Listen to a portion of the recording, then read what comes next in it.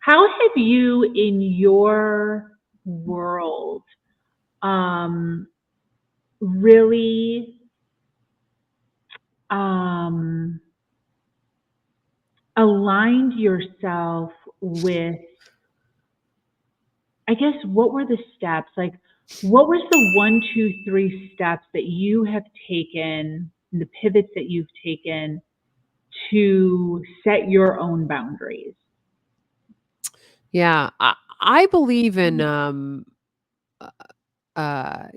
framing, reframing, pre-framing, and so I think that if you can get ahead of things, I think it's easier oftentimes for people if you can express what's really important to you versus watching things disrespect you and then try to find a way to bring them up. So for me, for setting boundaries, like, first and foremost in life, there's people that are just going to cross my boundaries because we have mismatching core values.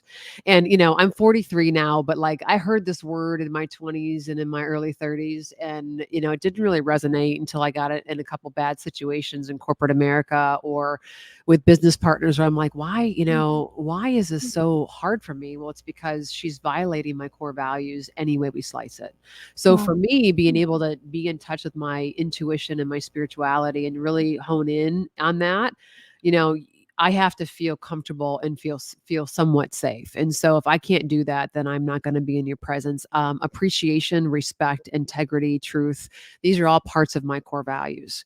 So if you don't know what your core values are, you need to do that exercise and figure out what your core values are and what people would do in order to violate them. You don't have to have similar core values, but they just can't be contradictory to the point where they're violating them. totally. And I think that's a great conversation to ask people, and whether it's a friendship or a relationship, I think that, that's a foundational starting point. And you can always ask people like, well, what's important to you? What's important to you in a friendship? What's important to you in a relationship? So here's just like a silly thing that I talked about on the Today Show, but like the amount of comments and feedback, I didn't realize how much of a real thing it was for people. I get overstimulated with all the back and forth, back and forth, back and forth. And so like if my girlfriends, they put me in a group text and there's like 30 back and forth, I'm like, oh my gosh, like I'm probably gonna jump in there one time and comment one time.